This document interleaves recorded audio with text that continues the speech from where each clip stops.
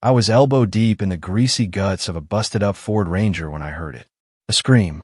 Not just any scream. It was sharp, desperate, like the sound of someone snapping under the weight of something they've been carrying too long. My hand jerked out of the engine bay, wrench clattering to the concrete.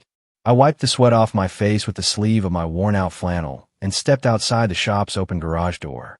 That's when I saw her. A little girl, maybe 8, maybe 9, sitting in a wheelchair that looked like it had seen better years, or maybe never had one to begin with. One of the wheels had buckled inward. The right footrest dangled like it had been yanked off, and her palms were scraped from trying to push herself across the broken sidewalk. Her head was bowed, dark curls sticking to her cheeks as she tried to hide her tears from the world. Behind her, a woman, early 30s, probably her mother, was struggling to carry grocery bags while crouching next to her. You could tell by the tightness in her voice that she was trying to stay calm, but panic clung to every syllable. "I told you we shouldn't have come this way," the woman muttered, then paused when she saw me. People in this part of town don't usually ask for help. Pride or fear, it's always one of the two. But something about the way she looked at me, there was no room left for either. "Hey," I called out, crossing the lot toward them. "You two okay?" The girl sniffled, not meeting my eyes.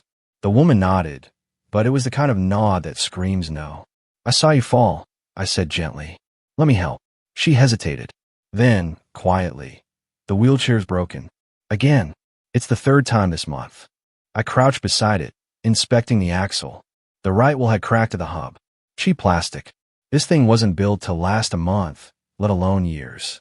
"I'm a mechanic," I said. "Mostly cars, but I fixed worse than this." "You don't have to," she started, but I was already rolling up my sleeves again. "I want to." I wheeled the girl. Her name was Lily, I'd later learn, into my shop like she was royalty and her throne just needed tuning. I hoisted the chair onto my workstation, and the moment I began working, Lily's silence shifted. She watched my hands like I was performing magic. "You're not charging us?" her mom asked, her voice low. I glanced at her. Her clothes were clean but worn. Her shoes had holes at the sole. Whatever she was carrying in those bags, she had picked each item carefully, like every dollar mattered. I knew that look. Not a dime. She looked like she wanted to cry, and not just out of relief. But she said nothing else, just nodded and sat beside her daughter. The chair took about 30 minutes to fix, but I spent 2 hours on it. I reinforced the frame, swapped out the faulty parts from an old mountain bike I had in the back, replaced the cushion with padding from a racing seat that had never been picked up, even polished the handles. When I was done, Lily rolled in circles around the garage, beaming like she'd just been handed wings. "You made it better," she whispered. "No," I said, trying to smile past the tightness in my chest. "You're the one who makes it better." Her mom hugged me before they left. Not a polite, pat on the back kind of hug. A full, silent, shaking embrace. The kind that carries years of exhaustion. She didn't say much, but her eyes, they said everything. And then they were gone. I didn't even ask their last name. I was still wiping my hands when the ground began to shake. No exaggeration. The whole damn shop rumbled, and I thought maybe someone had driven into the garage. But when I stepped outside, my jaw nearly unhinged. A private helicopter, a matte black one with gold trim, roaring like a beast as it descended into the cracked parking lot in front of my shop. The rotors whipped up a dust storm, and I shielded my face. From the side door, a man in a crisp black suit and dark aviators stepped out before the blades even stopped spinning. His expression was unreadable, his stride straight out of a movie, and he was walking directly toward me. "You Logan Carter?" he shouted over the wind. I hesitated. "Yeah." He pulled a phone from his coat and held it up. There was a photo of me kneeling next to Lily's chair, sweat on my brow, hands mid-fix. "You fixed that girl's wheelchair?" "Yeah," I said slowly. "Who are you?" He lowered the phone. "Get in." "Excuse me." "I was instructed to bring you to the estate." "Immediately." "What estate?" He reached in his pocket and pulled out a sleek black card. On the front was a single gold letter, W. My pulse stuttered. "I don't." "You'll want to come," he interrupted. "It's about the girl." That did it. I tossed my flannel on the workbench and followed him to the chopper. As the rotors spun up again and we lifted into the sky, I looked down at my garage, the only home I'd ever really known, and I had a feeling I wasn't going to see it the same way again. I had no idea what I was flying toward. But I knew, without a doubt, my life had just changed. The helicopter didn't just fly me across town. It took me out of town. Fast. 15 minutes after takeoff, the buildings below thinned out, giving way to thick pines and sprawling fields that stretched for miles. The wind tore through the air outside, but inside, all I could hear was the thump of my heartbeat. Who the hell was Lily? The pilot didn't say a word. The suited guy, the one who came to get me, sat across from me, arms crossed, eyes hidden behind mirrored lenses. He never once broke eye contact. I wasn't sure if I'd just been kidnapped by a billionaire security detail or recruited by some secret agency. But something told me this wasn't about me. It was about what I did. Eventually, the trees parted to reveal something massive tucked into the hills, an estate the size of a dam resort. Wide stone gates opened before we even landed, like they'd been waiting. The chopper settled on a helipad bordered by rose gardens and statues I'd only ever seen in magazines. A butler met us on the grass. A real butler. White gloves, polished shoes, even the faintest bow. "This way, Mr. Carter," he said like he already knew me. We passed an ivy-wrapped fountain, 2 black Bentleys, and at least 4 different security guards posted at various points around the property. It was all so far removed from my oil-stained garage that I could barely keep up. Then we entered the mansion. Marble floors, grand chandeliers, a spiral staircase that looked like it belonged in a palace. I don't get impressed easily, but this place? It hit different. Like it wasn't built to show off. It was built to protect something. "Wait here," the butler said and disappeared through 2 golden doors. I stood awkwardly in the foyer, staring at a wall-sized portrait of a young girl, Lily, smiling. Whole. Her eyes were bright, her curls brushed and tied back with a velvet ribbon. She looked healthy. I was still processing that when the doors swung open again. "Mr. Carter," came a voice. "Please, come in." I stepped into a room that looked like a boardroom, met a library, dark with shelves, leather-bound books, velvet chairs, a long table at the center. At the head of that table sat a man in a black vest, silver hair slicked back, expression carved from granite. And next to him, Lily. Her hands were clasped in her lap, but when she saw me, she lit up. "Logan," she grinned. "You came." "Of course I came," I said, stunned. "You okay?" She nodded, and I caught something in her eyes, not just relief. It was like she knew this was going to happen, like she'd set it in motion. The silver-haired man stood and extended his hand. "My name is Roland Westmere," he said. "I'm Lily's grandfather." The name hit me like a punch. Roland Westmere, the CEO of Westmere Holdings. Real estate, aviation, pharmaceuticals. One of the richest men in the state, maybe the country. "I believe you met my granddaughter this afternoon," he continued. "I fixed her wheelchair," I said cautiously. "That's all." "No," he said. "That's not all. You didn't ask for money. You didn't brush her off. You treated her with dignity. And that is something I haven't seen in years." I didn't know what to say. Lily squeezed her grandpa's hand, then looked at me again. "You made me feel like I mattered," she said softly. My throat tightened. "I brought you here," Roland said, "because I want to repay that kindness. But not with money. Not with a check." He walked to a side cabinet, pulled out a folder, and slid it across the table to me. "What's this?" I asked. "An offer," he said. "A once-in-a-lifetime one. I've been searching for someone I can trust. Someone who sees people, not just problems. Someone who knows how to fix more than machines." I opened the folder. Inside were blueprints, contracts, diagrams of a mechanical innovation I didn't fully understand, but it looked like custom mobility tech. Next-level stuff. "You want me to work for you?" He shook his head. "I want you to lead this." I almost laughed. "I run a garage. I dropped out of high school. I'm not an engineer, But you care," he said. "And Lily trusts you." That's enough for me. I was speechless. I looked at Lily again. She gave a little nod, like this was her plan all along. "But," Roland added, "there is something you need to know." He sat down again, his face darkening. "Not everyone in this house is pleased that Lily chose you." "What do you mean?" "There are other heirs, other interests. They see this estate, this company, as a kingdom. And you just walked in without a bloodline or a suit." A shadow crossed the room, and I turned. Standing in the doorway was a man about my age, dressed sharp but with eyes that could cut steel. He leaned against the frame, arms folded. "This the mechanic?" he said with a sneer. The hero of the day. Logan, this is my nephew, Roland said stiffly. Mason. Mason's gaze swept over me, like I was a roach that wandered into a penthouse. Charming, I muttered. He smirked. Tell me something, Carter. How long do you think charity keeps the wolves away? I stood up straight. Long enough to build something they can't tear down. He chuckled darkly and walked away without another word. Roland sighed. You'll have opposition, Logan, but I believe in you. More importantly, she believes in you. I looked down at Lily again. The bruises on her palms. The joy in her eyes when her chair worked. The way she held herself now. Stronger. More certain. I didn't know how the hell I got here, but I knew I wasn't walking away. I'm in, I said. And just like that, the war began. The morning after I said yes, everything changed. I wasn't Logan the mechanic anymore. At least, not to the world inside the estate. Roland had my name printed on official letterheads, access badges, and contracts. I was suddenly Director of Development, Westmere Mobility Division, which sounded impressive until I realized what came with it. Enemies. Not just petty office drama.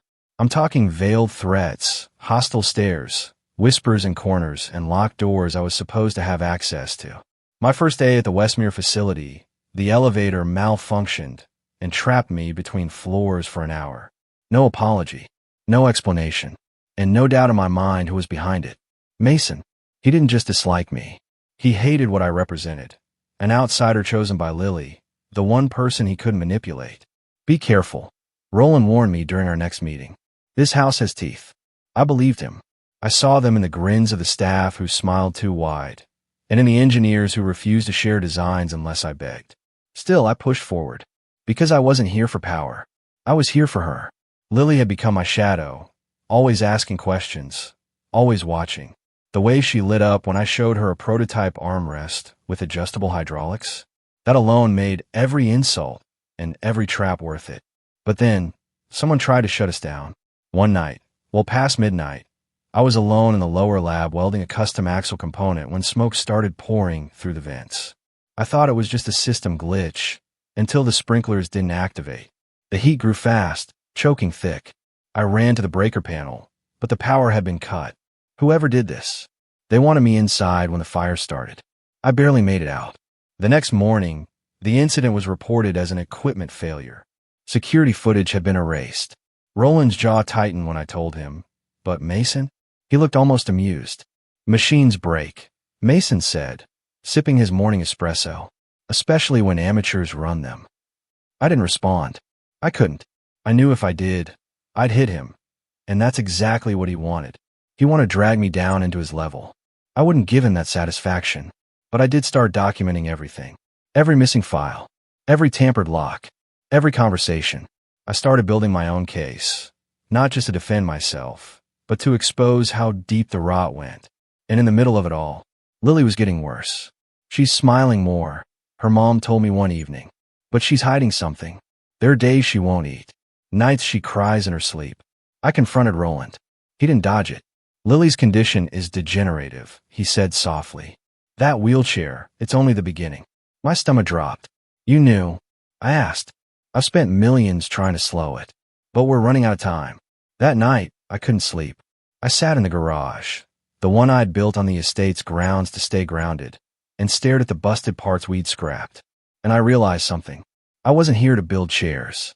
I was here to build hope. The next morning, I announced the project I'd been quietly planning. Project Phoenix.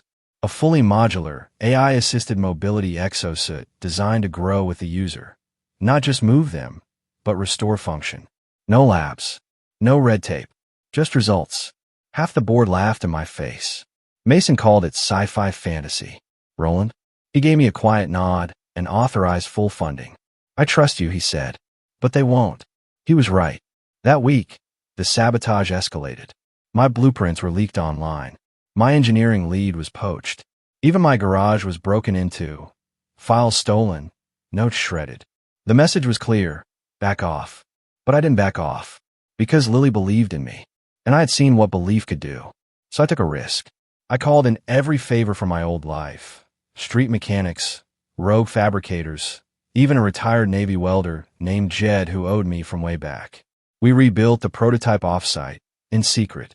Worked nights, ate bad takeout, slept on floors. But we got it done.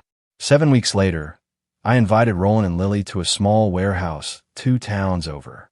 And there it stood, the first fully functional Phoenix suit. Lily gasped. Her mother wept. Roland said nothing at first, just walked around it slowly, touching the alloy casing like it was made of glass. Will it work? He finally asked. I don't know, I said honestly, but I didn't build it to impress investors. I turned to Lily. I built it for you. The next hour was the most emotional of my life. With help from her mom and a physical therapist, we gently strapped Lily into the suit, adjusted the settings, calibrated sensors, and took a breath. Then she moved, not wheeled, stood. It was shaky, clumsy. She stumbled twice, but then she walked.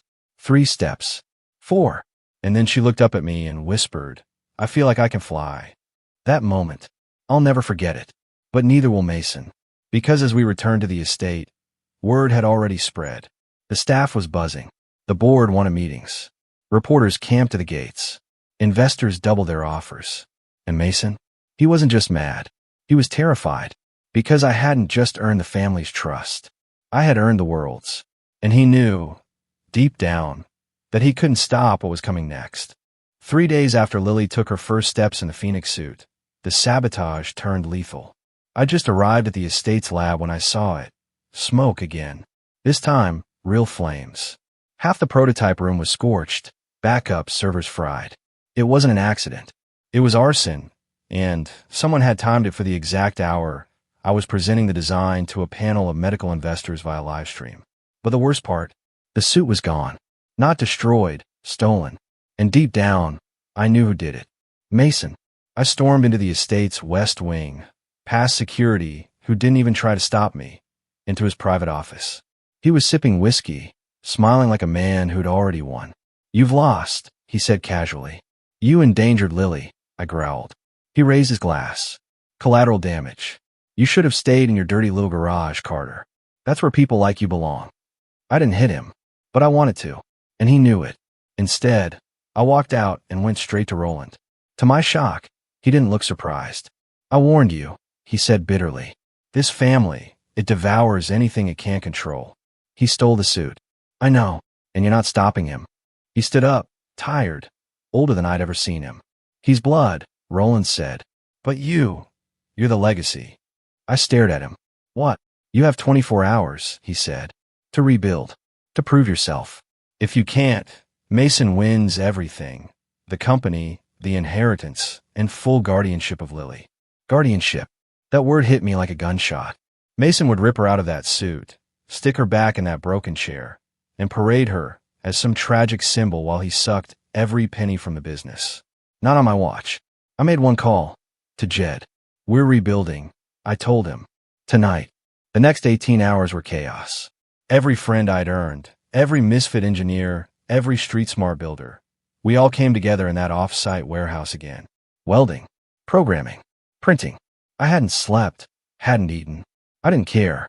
At hour 21, we finished. At hour 22, I returned to the estate. At hour 23, I walked into the boardroom.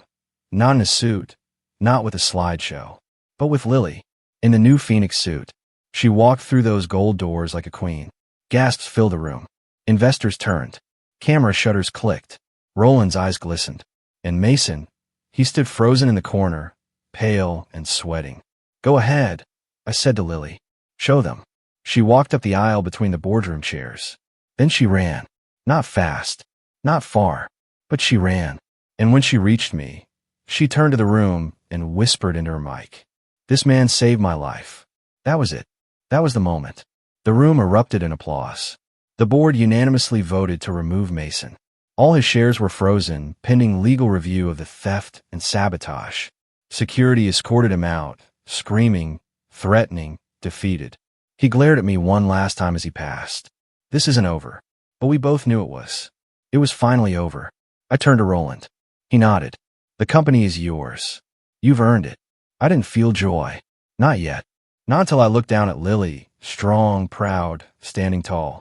Then, I smiled. Months passed. The Phoenix suit went into production under a new name, Lily One.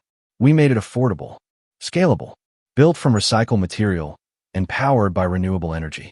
We partnered with clinics, launched community programs, gave mobility back to hundreds of kids who'd been forgotten by the system. And my garage? Still there, still greasy. But now I had a new section, a learning center, where kids from rough neighborhoods came to learn how to build, fix, and create. Every Thursday, Lily rolled in, sometimes on wheels, sometimes in the suit, and helped teach. She was the heart of it all. Her mom, now head of outreach at Westmere Mobility. Roland? He stepped back, finally resting for the first time in years. As for me, I never became a CEO. I didn't want to. I stayed where I belonged, in the garage, with my hands in metal and my heart on the line. But now, I had something I never did before, a purpose. And every time a kid came in broken, doubting, barely holding on, I remembered the little girl with the busted wheelchair, the one who taught me that fixing machines was easy, but fixing people, that's where the real work begins.